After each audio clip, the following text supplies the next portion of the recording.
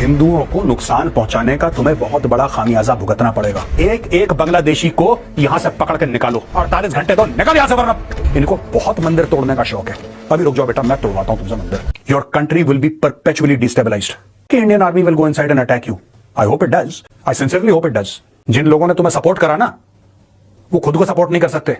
Because we created Bangladesh. Bangladesh हमने बनाया है। Bangladesh Indian army, Indian navy, Indian air force के बाजुओं के जोर से बना है। I am not here to hold a brief for Sheikh Hasina. Why should you blame India? तुम खुद गधे हो यार। तुम्हारे साथ हम कौन होते हैं तुम्हारे साथ अच्छा या बुरा करने वाले? You yourself are donkeys. ये भिखमंगे हमारी भीख पे पलने वाली कौम आज की तारीख में हमें सिखा रही है बॉयकॉट बांग्लादेश।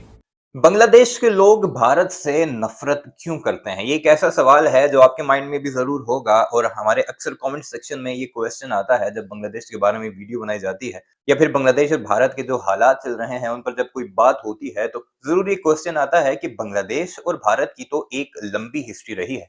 शेख मुजीबुर रहमान ने जो मुक्ति वाहिनी बनाई थी, ये तो भारत से ऑपरेट होती थी। भारत ने उस पर बड़ा पैसा लगाया था, अरबों डॉलर्स लगाए थे, और फिर पाकिस्तान से सेपरेशन हो सकी थी। लेकिन फिर अब बांग्लादेशी इतनी नफरत क्यों करते हैं? तो आज की इस वीडियो में आपको जवाब खुद ही मिल जाएगा। किसकी जुबानी? उस वॉर मॉन्गरर मेजर गौरव आर्या की जुबानी, जिनका ये एटीट्यूड है कि उन्होंने हमेशा, जब से बांग्लादेश ने आजादी हासिल की, यानी 1971 से, जब पाकिस्तान से वो अलग हुए, जिसे हम सानहा या सुकूते ढाका कहते हैं, तब से लेकर अब तक, यानी 2025 शुरू होने वाला है, अब तक हमेशा उन्होंने अपना जरखरीद गुलाम समझा बंगालियों को, और उनके साथ किस तरह की जुबान इस्तेमाल की जाती रही। आज मेजर गौरव आर्या की जुबान सुनकर आपको बिल्कुल क्लियर हो जाएगा कि बंगाली क्यों नफरत करते हैं, और जब जुल्म बहुत ज्यादा बढ़ जाता है तो फिर आवाज तो उठती ही है। और शेख हसीना वाजिद, जो एक प्रॉक्सी के तौर पर नरेंद्र मोदी की बांग्लादेश में काम कर रही थी, बांग्लादेश को भारत के एक सूबे या एक स्टेट के तौर पर चलाती रही, और जो कुछ मर्जी भारत की खुफिया एजेंसी, भारत की अफवाज, भारत के लोग या उनके बड़े बड़े इंडस्ट्रियलिस्ट बांग्लादेश में करना चाहे, उन्हें खुली छूट थी, खुली आजादी थी। और वो जुल्म सितम के पहाड़ जब टूटे, तो फिर जो आवाज निकली, जो उसका रिएक्शन आया, वो तो आपने चंद महीनों पहले शेख हसीना वाजिद की रुखसती के तौर पे देखा था।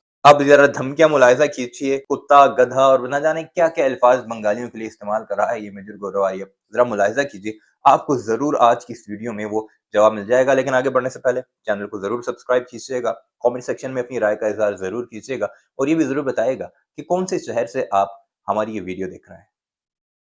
दोस्तों, शेख हसीना का बहुत बड़ा बयान, उन्होंने डायरेक्टली मोहम्मद यूनुस को यह बोला है कि ये बांग्लादेश में माइनॉरिटीज का, खासतौर से हिंदुओं का जेनोसाइड कर रहे हैं। यह बहुत बड़ा इल्जाम है। भारत में खड़े होकर उन्होंने दंडनाती हुई एक स्पीच दे दी। लेकिन इसके पहले मैं आपको वापस बांग्लादेश ले जाना चाहता हूं। मैं शेख हसीना की बात पे फिर वापस आऊंगा, लेकिन नहीद इस्लाम स्टूडेंट लीडर हुआ करता था। अब वो इंफॉर्मेशन एडवाइजर है इस सरकार का, यानी कि मोहम्मद यूनुस की सरकार का वो इंफॉर्मेशन एडवाइजर है। और नहीद इस्लाम के कुछ बयान आए हैं। नहीद इस्लाम के बयान जब मैंने सुने, मुझे लगा कि बांग्लादेश में जो एजुकेशन का स्टैंडर्ड है कितना घटिया है, आईक्यू की कमी है उस देश में। आज मैं आपको बताऊंगा नहीद इस्लाम ने बोला क्या। सबसे पहले उसने ये बोला कि भारत जो है ना, भारत एक डेमोक्रेटिक सेटअप बांग्लादेश में नहीं चाहता है। भारत ये नहीं चाहता है कि बांग्लादेश में डेमोक्रेसी की फोर्सेस जो हैं वो मजबूत बने, और भारत डेमोक्रेटिकली बांग्लादेश के साथ रिश्ते नहीं चाहता। इसको कहते हैं एहसान फरामोशी, जिसको कहते हैं ना, जो नाशुक्रे लोग होते हैं। तुम्हारा देश तुम्हें बना के दिया, वरना पाकिस्तानी फौज तुम्हें जूते मार रही थी, तुम्हें जूते मार रही थी। आज भी हम कंडेम करते हैं। वो हम थे, ईस्ट पाकिस्तान बांग्लादेश बना, वरना तुम्हारी औकात नहीं थी, वो तुम्हें ठोकते रहते।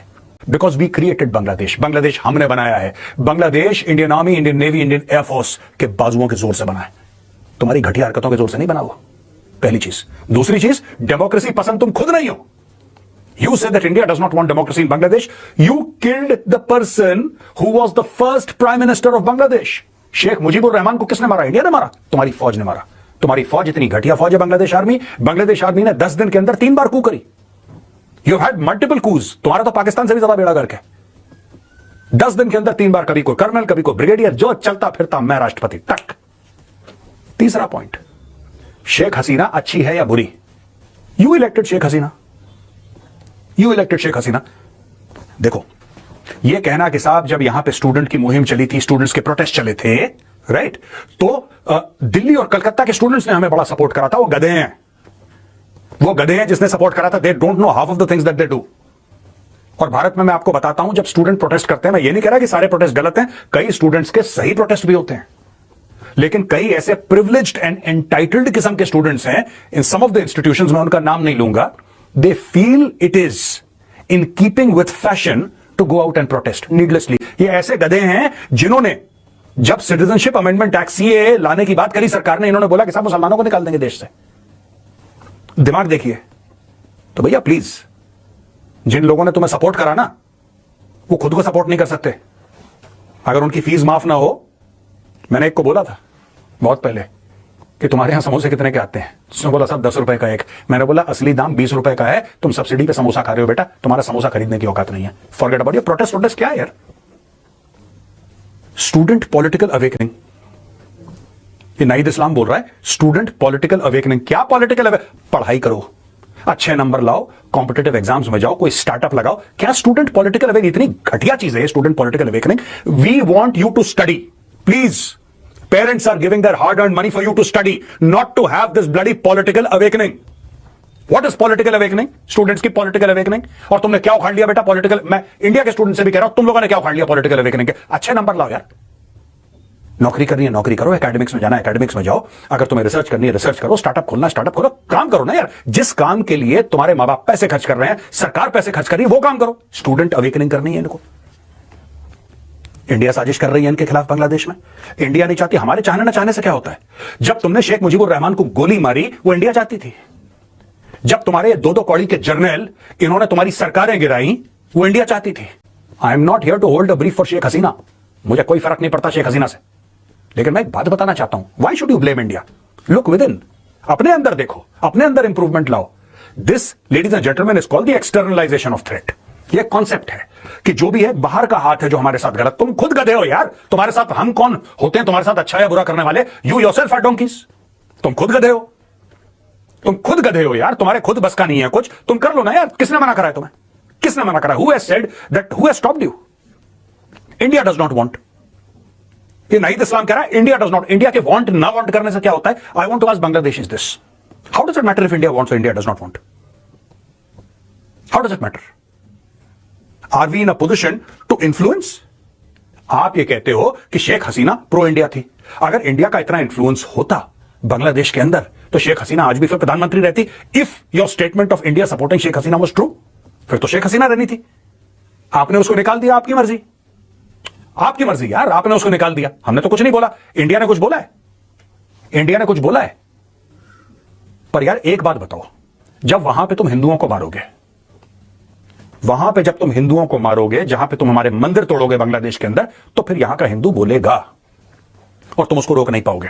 मैं बांग्लादेश को सिर्फ एक बात कहना चाहता हूं, तुम्हें तुम्हारे देश में आग लगानी है, कल लगानी है, आज लगाओ, आज लगानी है, अभी लगाओ, लेकिन हिंदुओं को नुकसान पहुंचाने का तुम्हें बहुत बड़ा खामियाजा भुगतना पड़ेगा।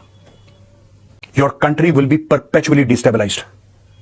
मैं ये नहीं कह रहा कि Indian army will go inside and attack you, I hope it does, but मैं ये नहीं कह रहा, I sincerely hope it does, लेकिन मैं वो बात नहीं कह रहा अभी। वीडियो आपने मुलाहिजा की, कमेंट सेक्शन में अपनी राय का इजहार जरूर कीजिएगा और हमारे इस चैनल को भी जरूर सब्सक्राइब कीजिएगा।